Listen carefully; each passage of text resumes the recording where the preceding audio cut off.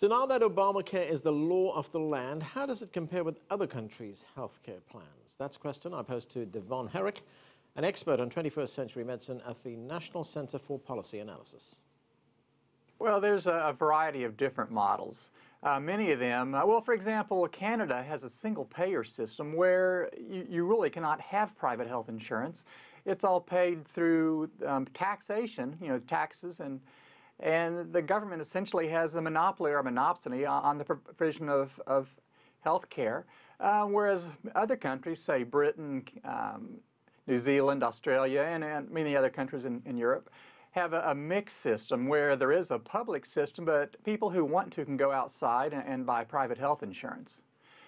So for the most part, most of the developed countries have some hybrid of both public and private health insurance. Now, you mentioned the single-payer system. In fact, that single-payer system wasn't even brought up for discussion when the Affordable Care Act was being discussed. Why is there such opposition to it in the United States? Well, I think a lot of, well, I should say, there was a little bit of discussion, but it was mainly on the progressives, on the left of center progressives. But I think the reason why it's not discussed seriously in the United States because Americans have come really to enjoy their private health insurance for the most part. We tend to get it through our jobs.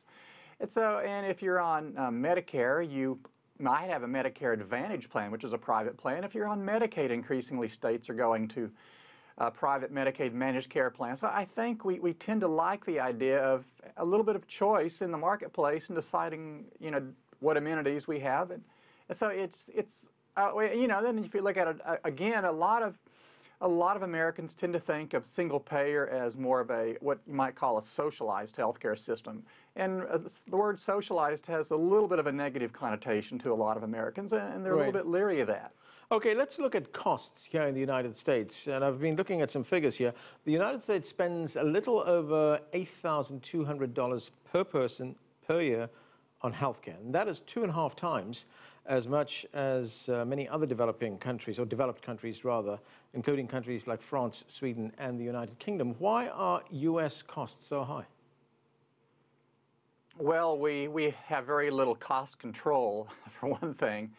There is, of course, our private health insurance system, as well as the public systems like Medicare and Medicaid, tend to try to make health care relatively inexpensive at the point of service.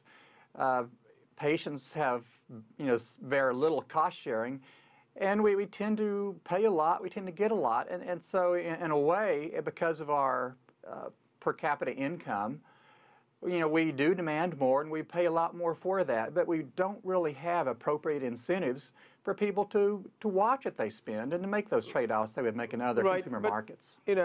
Paying these high costs, do Americans necessarily get better health care than, say, the countries of Europe or perhaps some of the other countries that you mentioned, like Australia or New Zealand? Well, in some cases we get similar technology, but the U.S. is the technology leader. A lot of the drugs are initially developed in the U.S. simply because there is the money there. So you can argue that we do have a fair amount of waste, and I'm sure not going to say otherwise.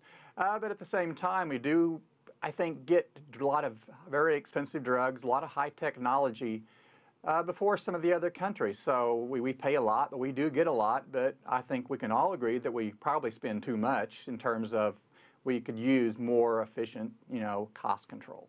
Yet there are those who defend these high costs by saying, look, most of the innovations in medicine, most of the progress that's being made in medicine, most of the research that is done in medicine is done right here in the United States, and someone has to pay for that.